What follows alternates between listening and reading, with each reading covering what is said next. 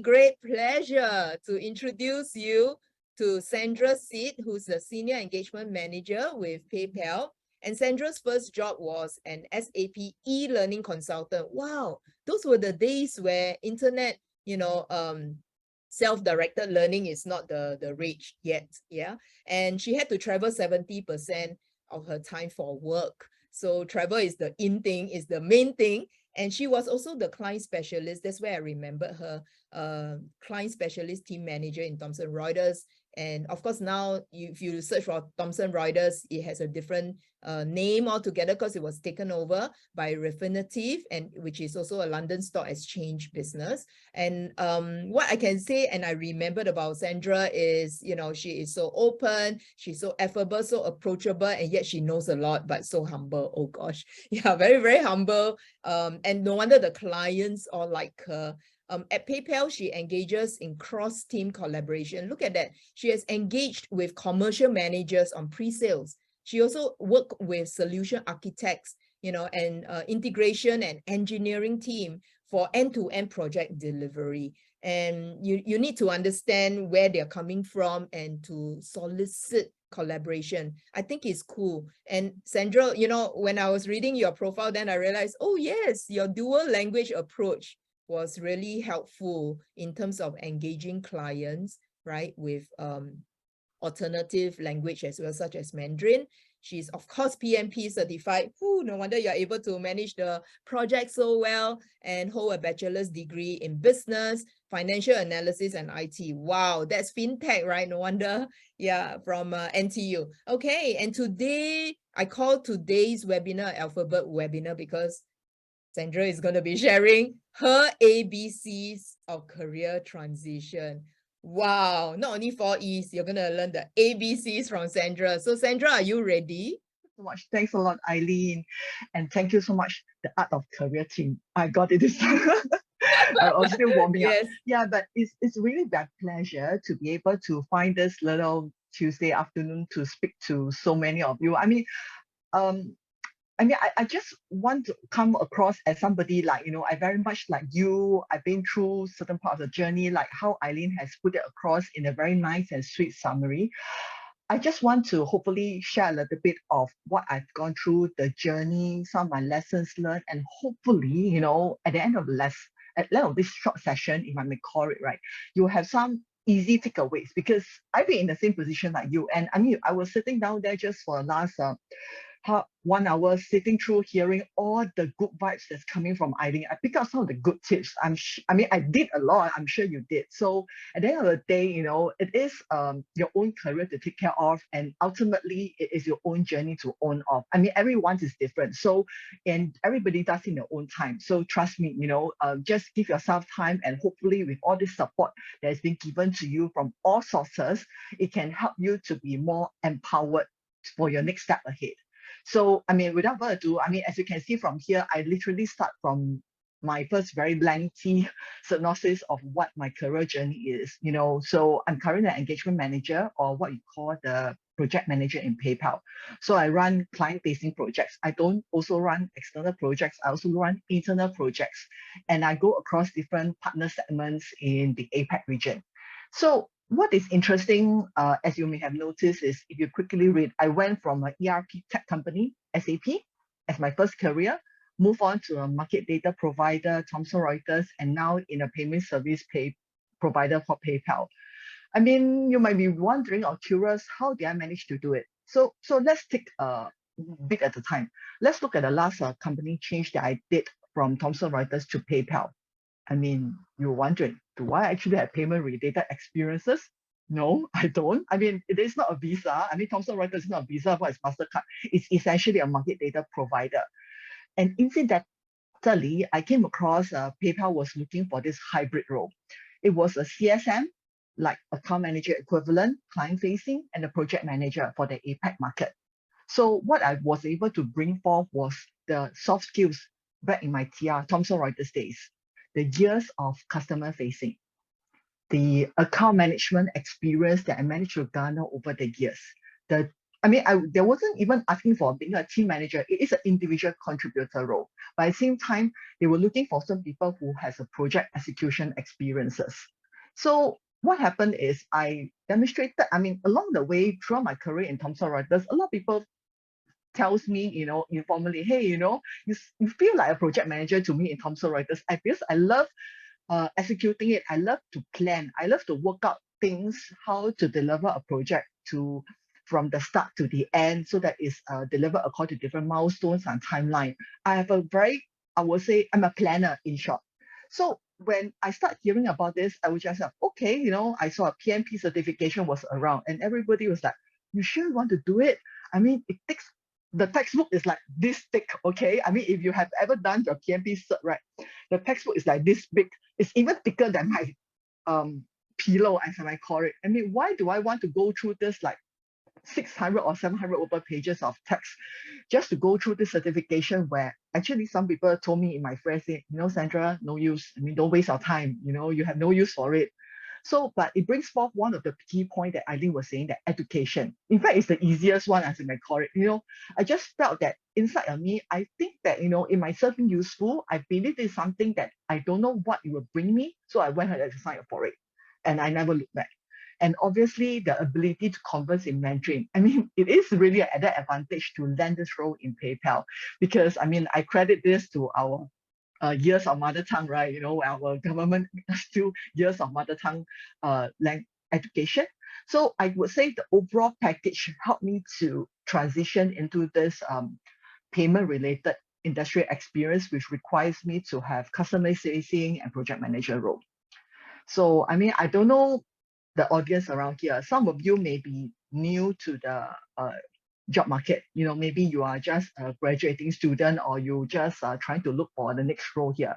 So how do I, as a business student, which is doing financial analysis that time as a major, I mean, back then there's no dual degree. I mean, there's no double degree. Right now, I know in NTU it's very common to a double degree, but back then it was just one major degree and you can do a major specialization, and it's up to you what minor you want to in.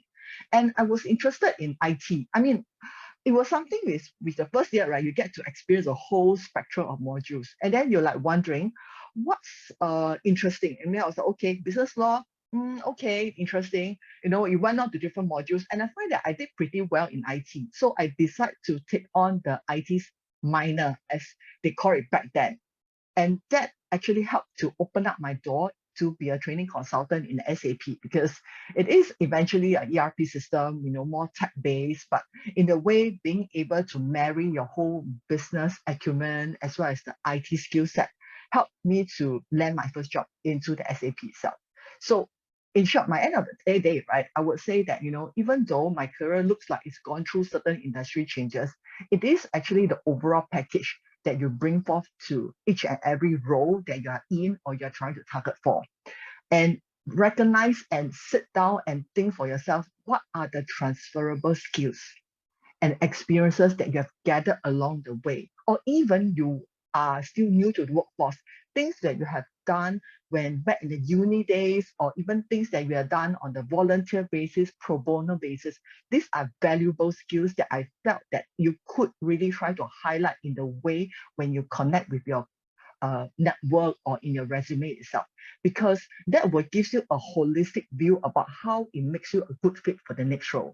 Plus, follow your own personal interest. I mean, don't just people say, oh, this is the in thing, go for it. But do you really like it? For example, maybe one fine day, people say that, oh, law is the next in thing. But I know I don't really like law so much. So why would I go for it? I will be miserable, right? So follow your own personal interest.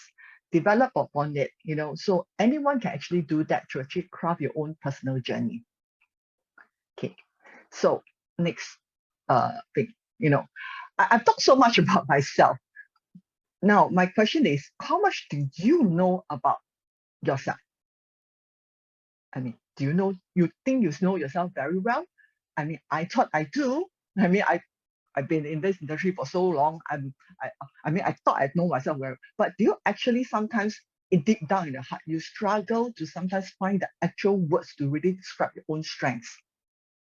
I mean, you don't need to tell me, but I'm sure deep down inside you know yourself. So let's take a look. I mean, knowing yourself is so, so important. I mean, we have gone through many life events, no matter how long you are on in this life since Earth, right? I mean, your life events actually shapes you along the way.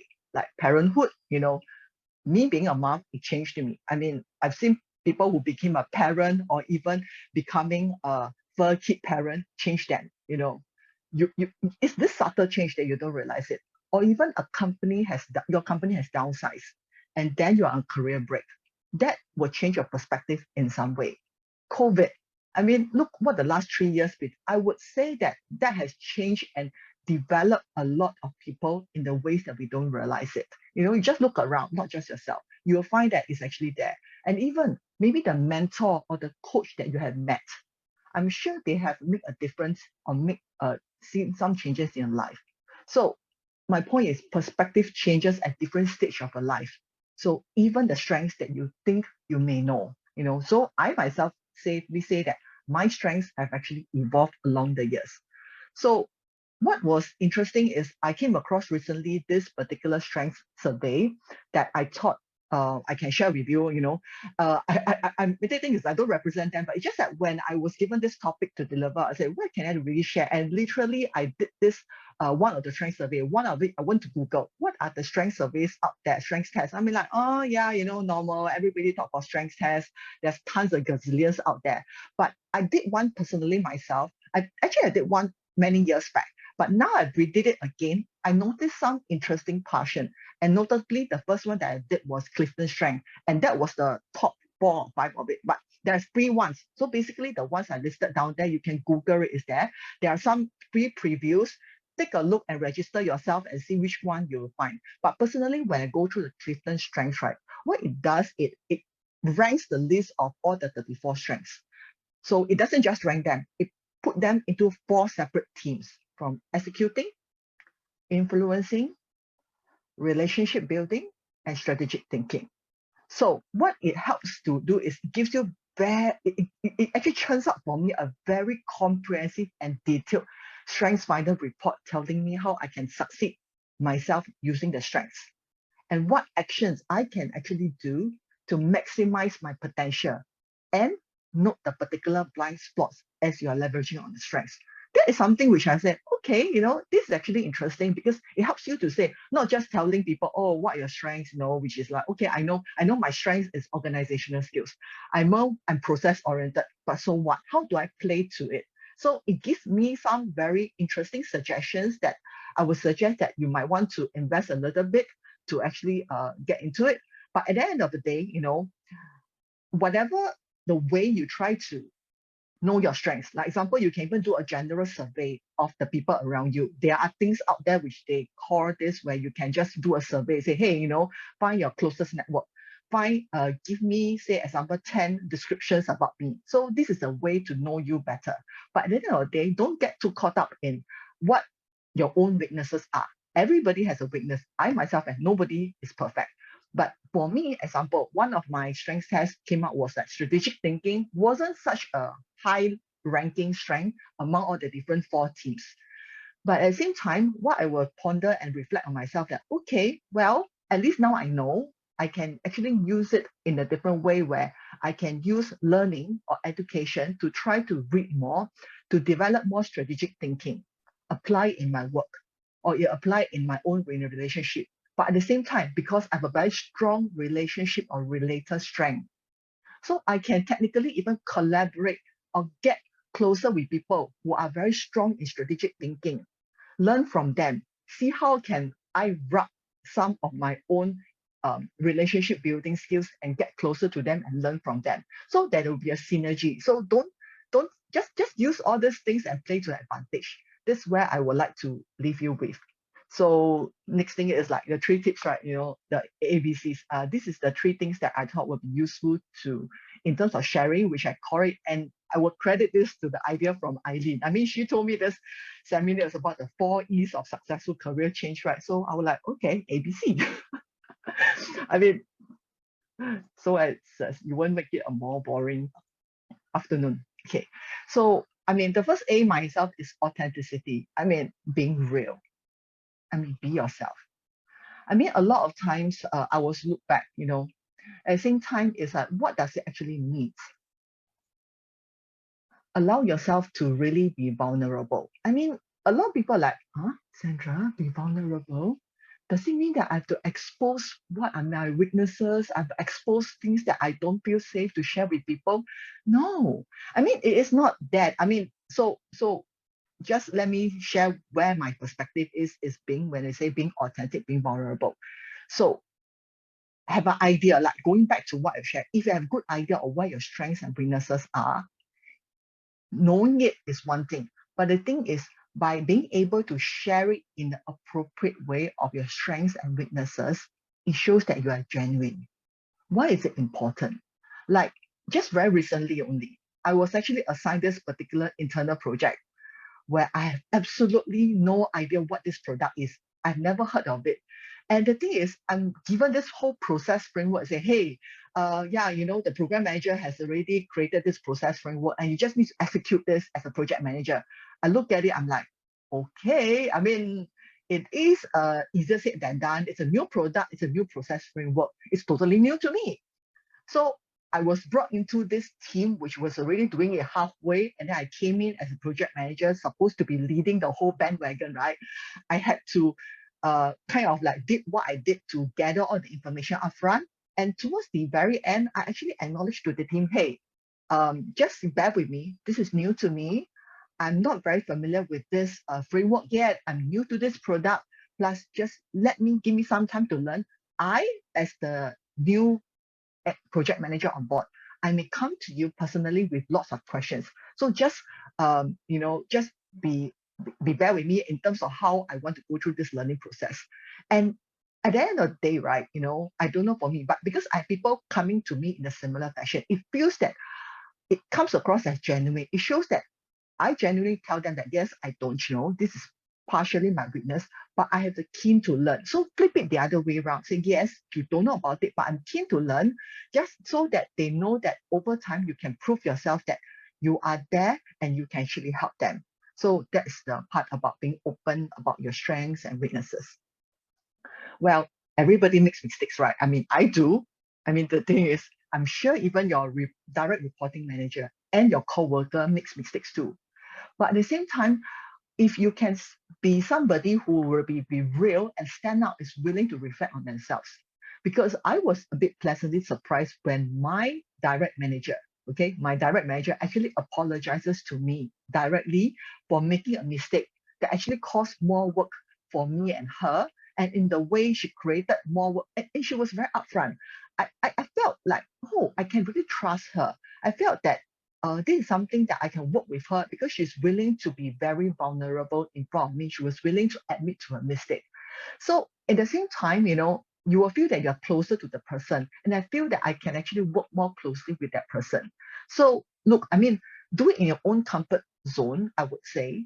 But I would say, you know, being able to be vulnerable is also very important. And at the same time, you know, being brave in speaking up, you know, provide your feedback. I mean, you might not have actually a lot of good ideas, but then you actually held back from sharing. I mean, sometimes like, oh, you know, if actually I give my feedback here, would I be judged for saying too much, saying the wrong things, saying all the, you know, funny things that people don't understand?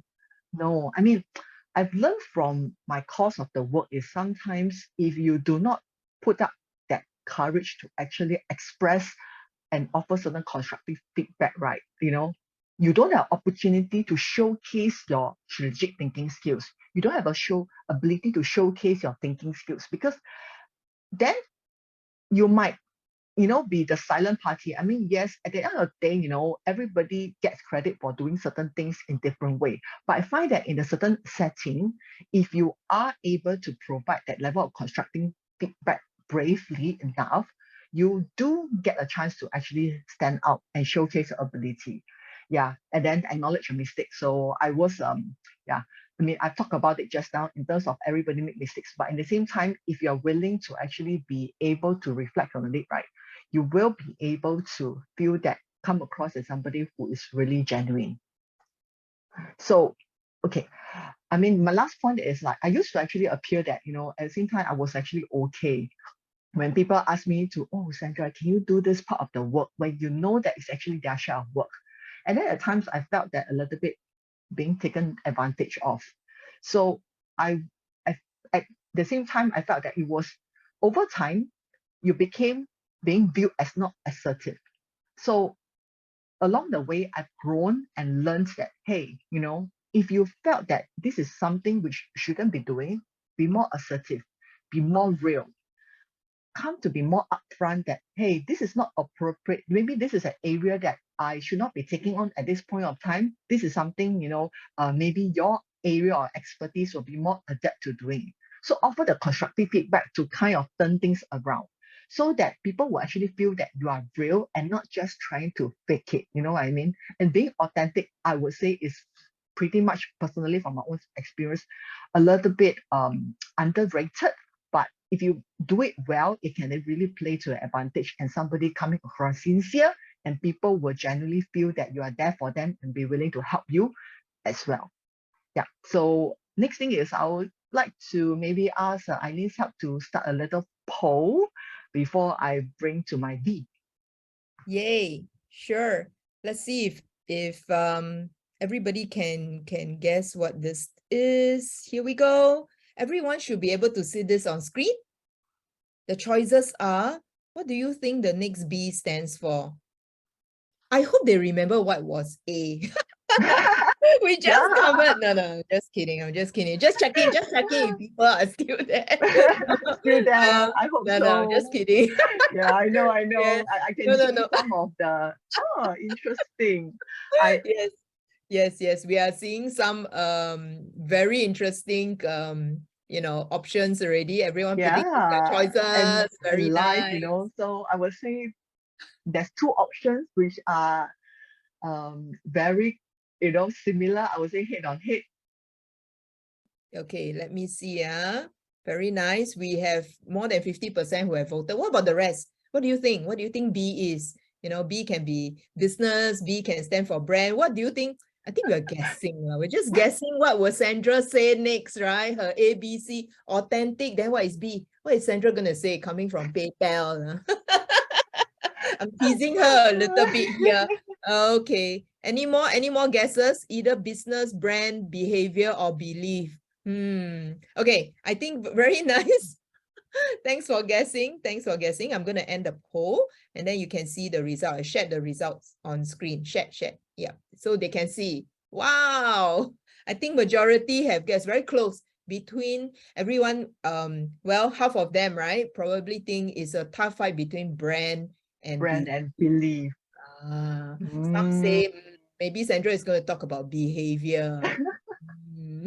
But no one selected business. That is, so far I've not seen this where nobody even selected business. Yeah. Okay, let's hear from you. So what's the answer, Sandra? Yeah, let me share the answer here. Yes. Okay, let me just pause. Yeah. Nice. Whoever majority, I would say it really narrowly just win against narrow. belief. I mean, it was very narrow. But it's the majority group, 41%. Yeah. So I mean, kudos to yourself. I would say belief is not too far off. I would say it's overall wraps around the entire thing around it. But I guess in terms of the branding, right? My level of sharing is like, in terms of the branding. I mean, why do people talk so much about personal branding? Why? I mean, are you? I mean, technically, each of us, we are a product on its own, right? We should be building our own personal branding. I mean, you have Adidas, you have Coca-Cola, you have all the brands that's out there, Chanel, Why not us? You are the most important asset of all, other than a lot of things out there. So what drives you? I mean, what really motivates you? I mean, it's just food for thought. I'm not going to give you an answer, but I'm going to throw across some questions to you. What motivates you to get up in the morning to go to work? What skills and talents are you most proud of yourself? And what skills actually are you curious about, but you have yet to build? Or you felt that maybe I should be good in it, but I don't have the exposure, I don't have the experience, but I'm really keen to take on those skills.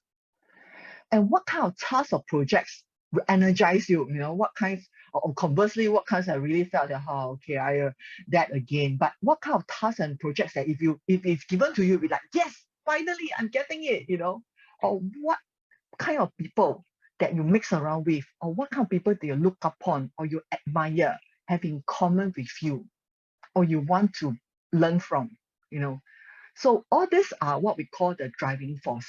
I mean, at the end of the day, the driving forces is things that helps you to think about how you want to build your own personal branding. Only when you kind of be able to have a better clarity about these driving forces, that's when you can then frame your own personal branding in the way, and that can be the real you. At the end of the day, it ties back to my first point, being real. It's not trying to pretend to be somebody that you are not. Because at the end of the day, if you're trying to create this, yes, there should be some distinction between work personality and personal personality. I've done that before, but I find that after a while, it becomes very difficult and it's very hard to juggle both. And it has to marry and it has to have some commonalities. But otherwise, like some people will joke, you end up having bipolar syndrome, right? I mean, that is confusing, obviously. So you need to have some commonality so that, you felt that you're doing something that you really love genuinely and you really want to build on that. And that becomes your personal branding. So, I mean, I literally flash out these 3 points, and I find that this is something which might be useful for you to try to think about how you can build your personal branding. For me, I mean, it's actually being somebody who has at the end of the day, it's like I don't really have a working knowledge of the payment industry. So how do I start? I mean, back then, okay, I'm new to this, but what I literally do is I started to build relationships on LinkedIn with people in the industry. So the moment I start to know my colleagues in PayPal, the moment after my first meeting, I'll add them on LinkedIn. No matter who they are, they could be my peer, they could be a senior director, VP, SVP. I just keep adding them. I mean, it's like you may thinking, who I am, I'm just a little I'm just one of the little employee in this company. Who am I to create this network with such a senior executive in the company? So don't hold back, because you see, at the end of the day, right, use it to advantage. Because when you start to build relationships on LinkedIn or even join groups, like my group, I start to join groups on the payment industry. I start to join groups that I find that, on the project management wise, I start to join groups that I find that it relates to my own personal interests and job interests. And you start to like the post. It becomes a very useful platform, as I may call a professional one, as I call it, where you start to build your own profile. And in a very small way, start commenting on people's posts, just a small one, following them, like their posts. Because the AI of the LinkedIn, if you have attended any LinkedIn course, I mean, I had the benefit of attending a very short LinkedIn course, and I start to appreciate how they want to craft the whole schematic of this particular platform. Yes, it's a way to build your own personal branding, and I would say it's a free platform. I mean, I don't have a LinkedIn premium. I mean, if you look up my profile, and feel free to add me, I'm more than happy to get connected with each and every one of you, and we can chit chat here and there. But at the end of the day, I find that it's having to pull together all the like-minded approach. I have to learn from them, comment, see what they're posting, follow them. Then the LinkedIn will start to push and recommend articles to you. So, and then if you're comfortable, which I later on do, this is not for me. When I started initially on LinkedIn, I was like, okay. I started to be very nervous. I started to be very conscious, like, oh, what am I doing? Am I doing all these things? So after a while, I got more comfortable. I become more used to the way how it works. I start to repost some of the comments, because as you start to go into the platform and spend just a short period of time, understand what's going on in the industry, what the people, your fellow colleagues are talking, what are the things they are interested in, right? Or even your company page itself. I'm sure there's a corporate company profile. Repost it, add in some of the insights, put in some, I say, high-level comments. They say, how do you think of this particular trend? How do you think of this particular new product that has been launched through your particular website? Put down that, create some level of awareness, be your advocate for your company. Because by doing that, right, your colleagues will see you. They will see that, hey, who and who actually is advocating the company on their behalf, doing free marketing for the company as well as yourself. So to me, it's like win-win situation, right? And add in a few liners of reflection about how you think about this particular post. So it not be long grandmother story. I mean, if you look into my post, I don't say a lot of things. I say what is really coming from bottom of my heart. I just put in like 15 minutes, I put in a post, put it to all, and then see how it goes, Then, so don't try not to have this thing, what they call imposter syndrome, get your voice out of the head. I used to have it. I'm like, oh, am I too junior to do this? Am I too experienced to do this? Why should I be doing all this relationship? So get all this voice out of your head. Don't have your imposter syndrome. Know that you have what it takes out there to build your experience, to build your network, and to build relationship with people that wants to build corporate relationship with you. So I went ahead, I added everybody else, I created more visibility. In the way I started to learn, I would say I'm still in the learning phase. I'm seeing more and more posting coming along. And I would say that, don't also just look at something's work related. I also very much like, I'm also personally something which my personal interest is about mental wellness, right? I feel that COVID has actually changed things a lot. A lot of friends and colleagues around me are dealing with mental wellness. And I find that this is the most important thing that we can do to ourselves.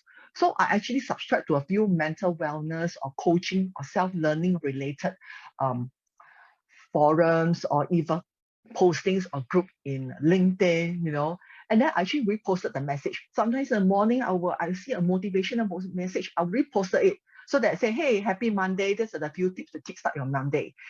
So it not be work related. It may be something a little bit more casual. So make it more casual. But all in all, I've used some of these ways to actually build your personal branding. But outside of LinkedIn, what can you do? You can actually use different learning platforms. For example, I have the benefit of being able to get access to LinkedIn Learning.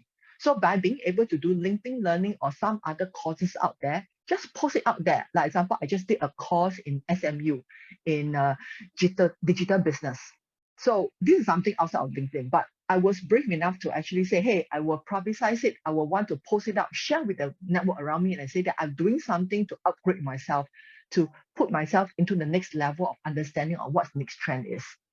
And obviously offline, build the relationships, So don't just make it like a transactional one. You just link up with those people in the internet and say, hey, hi, thanks for linking up to me. Get to know them. If you're in country, maybe find time to bring up for coffee, or find time to have a chit chat with them, or even send a little greeting. A little goes a little long way. Or sometimes if you see them trying to put in a posting, just say, hey, kudos, or even having to congratulate them in return for their promotion. So that makes you a person rather than a connection on the LinkedIn itself.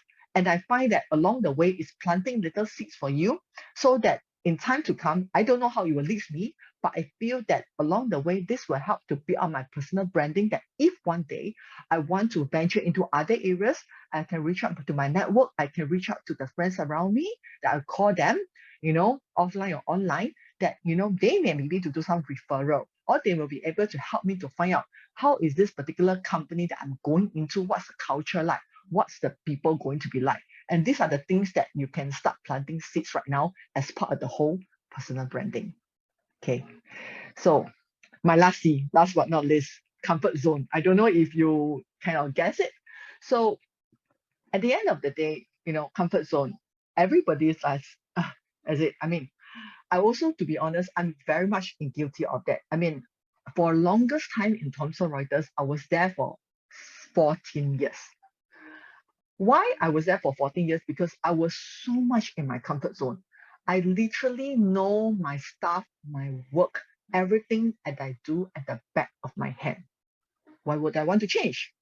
Why would I do something to get myself out of the comfort zone?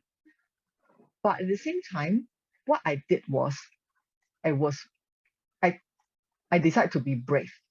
So regardless of what people say, if you remember during my earlier part of my presentation, I would say, A lot of people told me, don't waste your time, don't waste your money, why do you do PMP? So I went ahead and took the PMP exam, knowing that the passing rate is maybe around 60% for the first or second timer, But I just felt that this is something I want to do, this is something that I had to do. So believe in yourself. If you felt that this is something that you want to do, you should be doing, obviously not rashly, but with a way of assessing what's out there and you really don't want to do it, go ahead and take the next step. Be brave.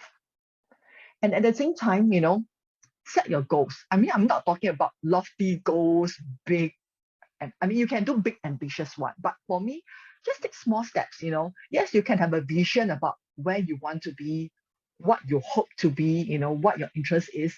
But at the same time, take little small steps because each progression is a win. And acknowledge that, So your career goal might be to climb up the corporate ladder to be the next SVP or the next senior director. So like find a mentor or the coach like Eileen, right? To actually guide you on how you can actually do that. Or maybe your career growth is to grow your skill set. So be hungry for learning, get the exposure. Find internal projects within your company so that you can build experiences that you can put into your resume or next time be able to go for the next career change. So put yourself up there and expose yourself to more resources or courses or experiences or even pro bono work outside of your work or even volunteer work to actually broaden your knowledge or your exposure. So small steps.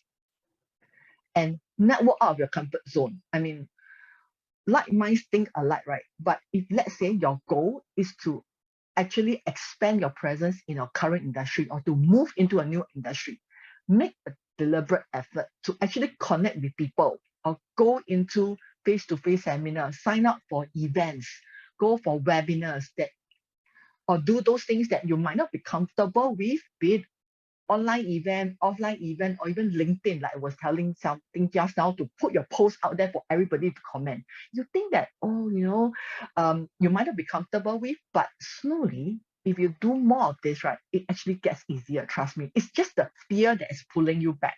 But just do it bit by bit. Do it bit by bit. Get out of the comfort zone, not asking you to run, but slowly take small little steps. So you will find that there's a change. At the end of the day, it's really a mindset change, having a growth mindset. I mean, don't need to do a 360 or 100 degrees drastic change. I mean, small changes a day. Do a change to even to the day-to-day thing that you do. So perhaps maybe it's not your habit to actually jog in the morning. I mean, I used to sleep until 10 o'clock, right? So if you remember, one of my first profiles that I wake up at 6 a.m. to jog. I was like, this crazy girl, why do you even do that? But one day I decided to tell myself that I want to exercise, but okay, where do I do that? So I decided to one day just pull myself up, wake up at 6 o'clock to jog. And it starts my day. It gives me the adrenaline to actually kickstart my day. And I find that it works well for me, actually, compared to the rest of the day or the evening, where some people do, where it's hot and I'm really exhausted for all the course. I felt that I cannot go out and change. I find that, so small little steps at a time. So just remain focused on the goals. And at the same time, it's like, just be aware that there's going to be setbacks. Everybody, as you take one step forward, maybe you are taking half a step back. It happens to everyone. But at the same time, we learn better when we fail because this only makes us stronger and we can only control our actions, but actually not the outcome. Okay, so this is my last slide. I mean, I would just want to leave you with my 3 ABCs. I hope that this has given you some little bit of ideas about what you need to do in terms of the move forward with a career transition to do well. But thank you so much, and thanks a lot, Eileen, WSG, and Out of Career for inviting me. There are a couple of questions which I would like to also comment, but I'm keen to hear your view. So Sure. one of the questions is,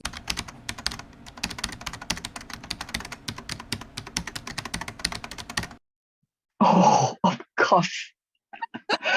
Yeah, tons of it. I mean, and to add on, my colleagues, right, if you recall, at least my current team, they are not in the same time zone. I mean, it's very easy when your colleague is next to you, you see them face to face, they will paiseh, right? They will like, oh yeah, I think I will help you. But you see, majority of my colleagues, right, are based in a different time zone. So I will send an email, I will attention to them. I will copy everybody and then waiting for them to reply, no reply. You PM them, they still don't reply. And we're like, okay, one day lost, second day lost, what do you do? Right.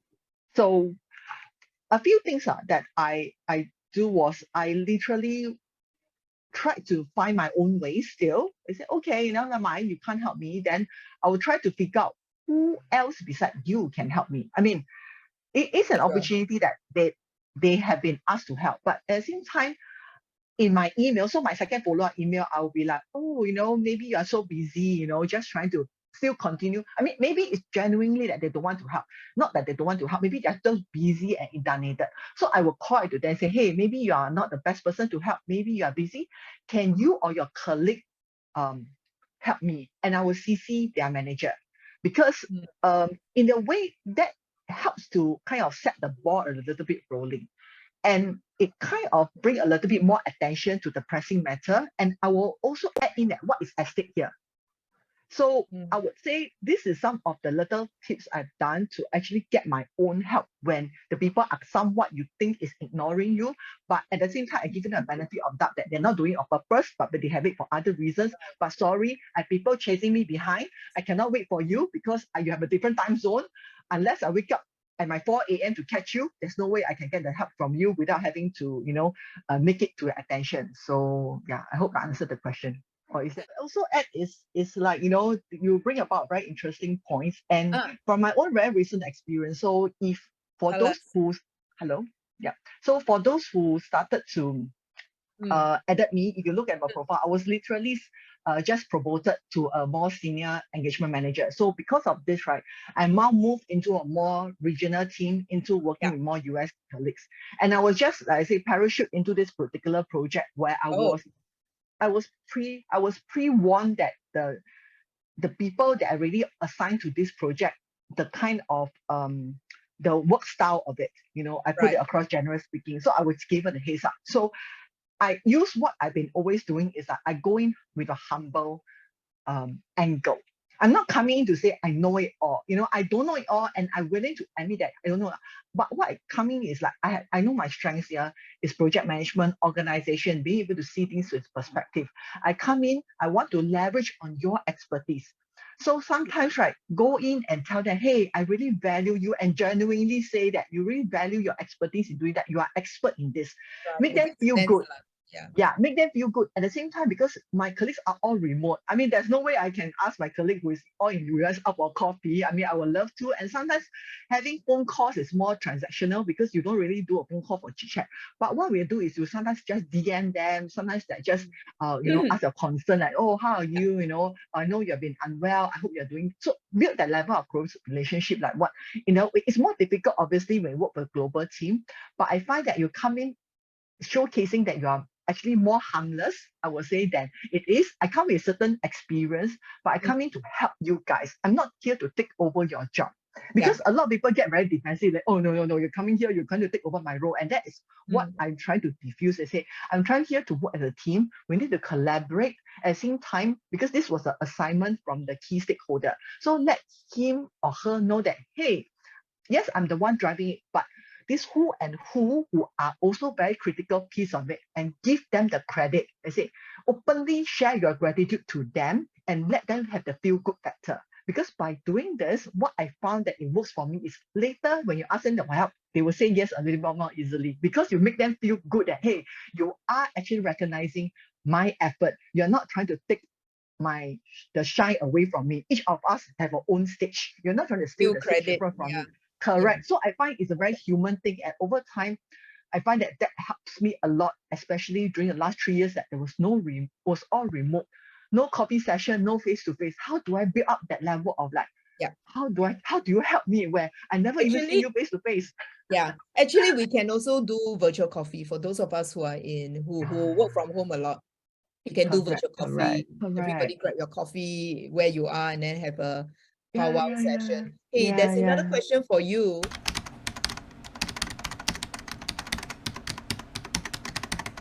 Oh, this makes it two. I literally now have to get on course on like 5 a.m. I mean, it really depends on your manager. I believe your 5 a.m. course is because either you have to speak with your colleagues in North America or in Australia. Usually it's these two reasons. I would say that depending on also where your manager is, it may be the same time zone or not. But first, obviously, if you got to be in there in person, I think you got to be. But if you can kind of like understand whether there's a way to record the session so that you can follow on. But if that's not the option, I would say just no choice, get yourself to bed a little bit earlier.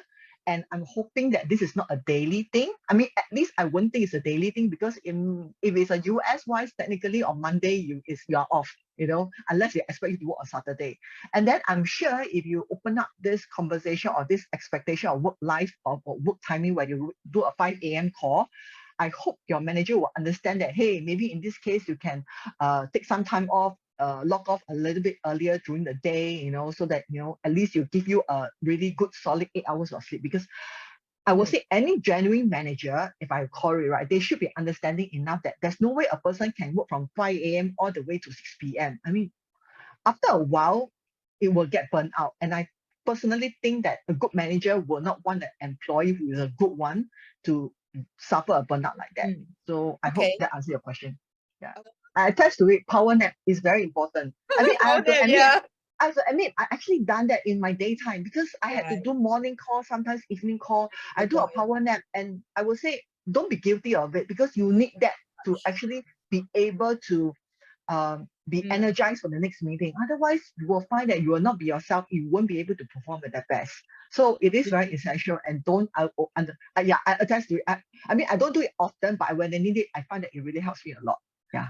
I see. So if I walk past your desk and you are not responding to me, don't be offended. Yes. But if I take power nap, I can't guarantee what I will say in my sleep. Better not lah. Okay. Next question.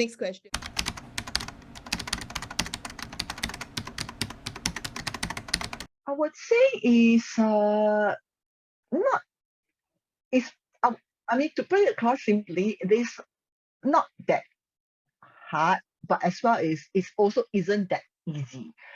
Because if you look back, right, I in the background, it was not something like, hey, it was a lot of like, it's the stars happen to be aligned, if I may call it. But it's just that while waiting for the stars to be aligned when the opportunity is there, because the opportunity happened that they need a certain person who has who can do a hybrid role, who can do PSM role, who can do project management role, who can do speak Chinese. Yeah, exactly. It was literally bao kao liao. Then when I joined, when I joined my colleague, I was the only one doing that role, because they literally opened up that level. So it was it was not like they were trying to do a backfill or it was an expansion of role team. I was the first person doing that role, and everybody looked at me like, wow, you really bao kao liao in their heart lah. Because I had other colleagues in the same team, other departments, they were doing either one of which, but not both. But because I was doing for a particular smaller segment of the business, so they need somebody who has to do all these things. So I would say it happened to be the opportunity, but yet at the same time, would I be able to get the opportunity if I've not demonstrated? Correct. I'm not kind of like built in my experience of PMP skills. I've not, because they require a PMP certification. If I've not done my PMP certification, I don't think I've already got, I would have already been spotted by the HR, to be really honest. All these things, or even my experience of doing project management in Thomson Reuters or in GR itself. So all these things need time to build up. It's like what we call seeds, waiting it to be there. And when the opportunity arises, when you see something that fits you, go for it. And like it goes, I'm sure we all know. We all tend to apply for a role. We women tend to apply for a role famously when we think that we can meet 80% of a job description. That's true. No. It is actually, and guys, out there, as we all know, sorry, no offense to you guys, it's been researched such that, it's been researched such that, right, a guy when they see a job posting, right, if it's 60%, they can even pick 50% of JD, they will apply already.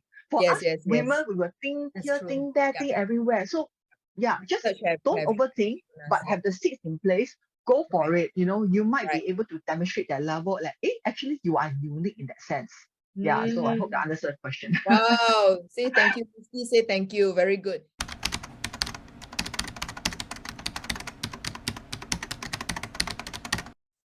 Yeah, you see, at the end of the day, if I understand the thing correctly, is that we're given a new role, maybe Yeah, you are given more responsibilities. That's how I yeah, interpret this question. You're given more responsibilities, yeah, but you're not given a pay rise. It's like asking me to do right. more for the same money or even less, like, Yeah. I would say that within necessary bandwidth, see as Yeah. an opportunity or reframe your mindset as an opportunity for you to get more experiences into your wealthy book of experiences. I think it's like, yeah, it is hard work, but give yourself and say, okay, never mind, you can give me that. I see it as a way, but I only have 8 hours or 10 hours, then maybe negotiate with the manager, say, okay, if you give me these additional responsibilities, then I can still continue on my BAUs, but maybe I may have to only focus on this top 10 customers instead of the 20 customers, put in some level of negotiation skills. Because you see, at the end of the day, right, everybody is like, if I can give it to you, you take it on, you wouldn't question. But if you, let's say you come to a proposal or a negotiation, if that is allowed in a reasonable means and say, hey, I can take on more of this. In fact, it's better for me and I can learn something from there. But at the same time, maybe my BAU portfolio, my focus won't be 100%. Maybe I can only focus on top 10 customers, something along that line. Explain it upfront. Be more upfront to your manager. Then your manager will know that, hey, okay, this guy is thinking, he's just not taking it lock shot. And being assertive, like you remember, being assertive, saying that, yes, I want to take it, yeah, maybe I'm afraid to say no. I will take it because my boss asked me to do it. But at the same time, know yourself and know that, yeah, something's got to give. At the same time, you can only do so much and don't burn out. And then, if all these options are not available, maybe just use it as a way to build our experience. 6 months, 1 year, then proactively look out to see what other areas, because with all these additional new responsibilities that are given to you, it gives you a better ground to actually look for more opportunities internally or even externally. So see it as a way to just learn for a while, if I may call it, just get.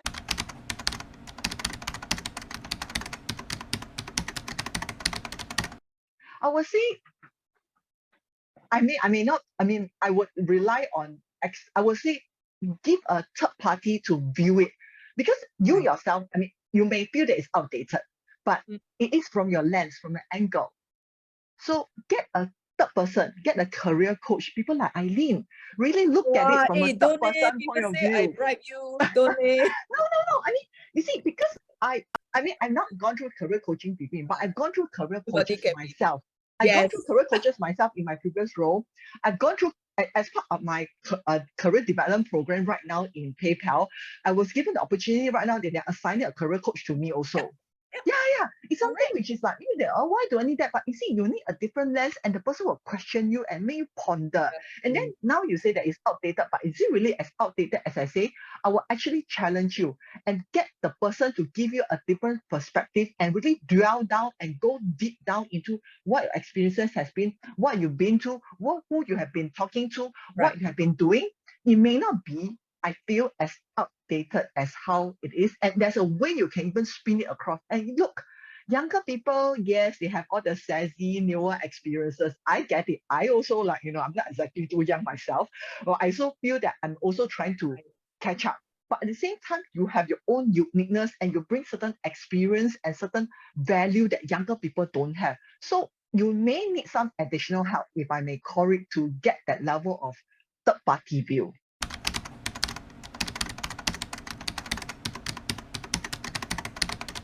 For LinkedIn, it's very easy. I was just looking at my LinkedIn. It's like it's very easy to find groups. So the whole idea is I just type in example project, and a whole series of different groups.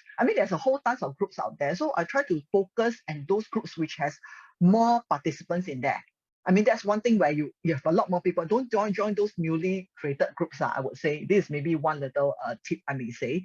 Then at the same time, those, so groups itself is very easy. Then from the groups itself, you start to look at the posts. You start to like them, or then start to post them, or really post them itself. So it's I don't know, maybe LinkedIn has those very simple courses out there. There's on YouTube, I think. It will even teach you how to search for groups and how to post it. It's actually quite simple. If you that's the power of social media. Yeah. So just try it along. It's actually quite more simpler than you imagine. Short answer to your question. What was the other one? I'm trying to find that question. So the other question is, thanks Sandra and Eileen for sharing these useful insights. The 4 E's and ABC actually applies to me. And as I am currently transiting from a healthcare to banking industry, LinkedIn is a good starting point. And let's see, it's a good starting platform to get you out of your comfort zone This by is a building comment. your own branding, expanding new network, exploring new And opportunities, and you benefited by finding new friends, reconnecting with ex-colleagues, gaining new knowledge from articles I read, and getting a job from it. So PMETs out there, don't give up, stay positive. Very good comment. I love that correct. comment. And also the other question from Shalini. So it's like how to learn on more the culture of the new role. I mean, the new role is like, I presuming it's like within the same company, or is it a new company altogether? I mean, at the end of the day, if it's a new company or somebody that maybe you landed a job or you're going to, start to find them. Because example, hypothetically speaking, like XYZ company, or even like Thomson Reuters, you thought that Thomson Reuters or Bloomberg, you want to join that company. This is the company because, or even Google, it's like, oh, everybody wants to join Google, itself. So like maybe start to find within your network itself and then see who is a relationship. So don't find the third level of network. So how it goes, you see, when I have a relationship with network with you and Eileen, you become my first person. So people that is within Eileen's network that I'm not connection with, they are my second level. So go down that path and say, hey, who are the second level of networks that you can start to sync up with? Because I myself personally, when I get people coming to me and say, hey, they want to link up with me, I will take a look at the profile. I will be a little bit, I'm not like everybody come, I also accept, because I get some invitations to connect, which is a little bit dubious, which is out there. So just be a little bit careful as I might call it, my little experience here, because I get some profile, and even though it's corporate itself, it's not Facebook, but I get like this person only have like 5 connections. Then it's like the I was looking at it, the profile is very scanty. So anyway, it's not even my second level, it's my third level, 4th level. I don't even have any common network with them, so I ignore them. But those which is like second level, they're coming to me, I will say, oh, this who and who, and then he comes from similar industry, or maybe it just could be somebody that's not different industry from me, but I feel that I can trust that person more because I know it through another person.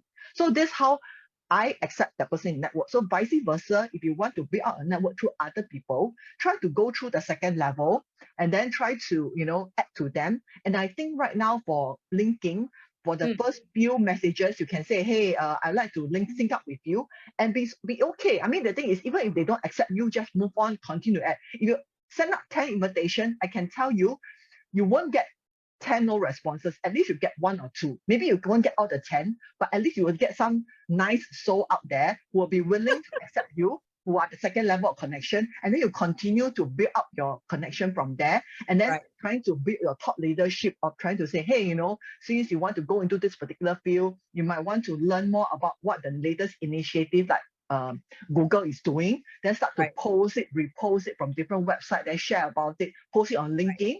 So people in Google like, oh, this person who's from non-Google knows so much about Google. Okay, and your posting gets a little bit more traction in there. Yeah. Your view on what the 4 E's are. My turn. Your turn. Yeah, the four E's is like I think during the I joined during the very initial part. There was a lot of interesting 4 E's. I didn't realize that E can come out to be so many. So my first E is like coming from my experience when I reflect on this question was the first thing was really endurance. I mean, I think it resonate with quite a fair bit of some of the comments out there. And what does it mean? Like you may not be in the most ideal circumstances. You may not be in the most ideal job. You might not be in the job that you really enjoy the most. But having the level of endurance, knowing that you are just beating your time, knowing that you are just being in this role to get the level of experience, to build the level of expertise that you need for your next career change. So having that level of endurance, I find that is so important because it plays well for me. In my whole career, in some points of my life, I definitely wasn't enjoying my part of the work. I felt that I had to endure and then just like, okay, bear with it. But I know that by doing that, it's a short-term thing and nothing lasts forever. Even not so ideal thing. So I think the current state itself, just go with it and be resilient so that you have the grit to actually go through it. And my second E is actually elevate.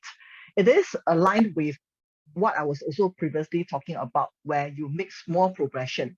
Elevate yourself to make small progression towards a bigger goal. Not having to make one big step, but making small little steps to elevate yourself, to give yourself a different exposure through the application, through the exposure, through the experiences, through the things that you do.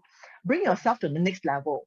Don't just try to keep yourself within your comfort zone. By doing this small level of elevation, you will realize that you breathe a different level of new air altogether, and it doesn't take a lot. And just making small little changes, acknowledge it, give credit to yourself, and then don't be so hard on yourself, but know that you're making small progression. And my third one is enthusiasm.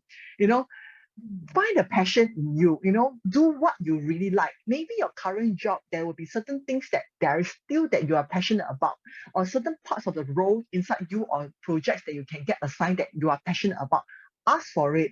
Show that you want to do it. Maybe additional task that's given to you, but find a passion in you. Rekindle that passion, because when you rekindle that passion, then you know that you have passion for doing what you love doing, be it your work or your daily life, right? It comes out from you. People will feel it. It's not just you yourself is energized by it. People will feel it, and they know that, this who and who, Eileen has changed. She's no longer, this and that, but I see this spark in her. What changed her? Maybe one day you decide to, okay, I want to put in some level of enthusiasm. I found new passion in what I'm doing. So demonstrate it. So even if that clothes thing, you're not acting all funky, not wearing all these funny clothes, but it's okay, it's an appearance. But showing that you're enthusiastic, showing that you are more forthcoming in coming up with your views, showing that level of enthusiasm coming from you, it speaks louder than loud clothes, right? And last but not least, enjoy. I mean, it is a very long journey. I mean, we all are doing a whole career journey, takes up like more than 50% or even 60% of our lifespan, right? I mean, enjoy what you can. You have a career spend goal. about 40 years. 40 years. Yeah, exactly. Slow down, enjoy the scenery, smell the roses, as we call it. When you do that, slow down, be focused on your goal, know where you're going, if not, frame it itself. And then you can go longer, because we all know that this whole career journey is a marathon. It is not a sprint. Yeah. Right. So endure, rinse, elevate, enthusiasm, and enjoy. Yes, I type it out in case I forget. So it's a cue for me. It's so embarrassing, right? If I forget, then Sandra will say, of all people who didn't listen, you have to listen. Okay. Thank you. Yeah. We definitely next time must have 4H. But anyway, definitely, yeah. One of them is humor. Yeah, exactly. For sure. Laugh more. We are guilty of not laughing more, not being able to smile more, laugh more. It makes it a lot easier. It makes it easier to go through the stuff that you're going through. Yes. And I think we have the link to download Sandra's deck, right? So this is what we have here. Let me just share on screen. In fact, if you can drop that link, is also fine. This is the link. Yeah, you can find. In fact, I also included the link to download Sandra's deck in the workbook as well, just in case anybody missed that one. You are so professional. Yeah, got to make you look good lah. Pay forward. Thank you. I mean, yeah. Any parting advice? Anything?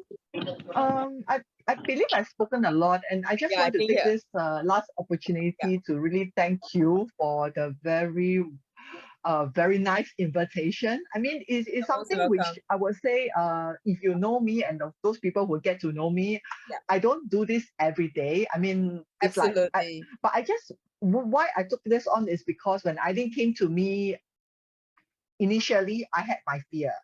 I was like, could I do this? Who am I to do this? And all this like story. Yeah, correct. So I'm just sharing with you. So with all these things coming, but then after a few months, I went through a few things. I was also brought into another panelist discussion. I just said, okay, heck care, just do it. What's there to be afraid of? How bad can it be? So I decided to just get out of my comfort zone, disregard my fear, and then there we are. I just find that it's a way to pay it forward. So I just hope that really, we are on the journey together, and I hope that, we can connect personally, and I'm more than happy to do so, and yeah, I mean, again, thank you very much for giving me this very nice platform to actually share with so many people. I mean, and yeah, and WSG for doing this. Yeah. Thank you. Thank you very much. Don't go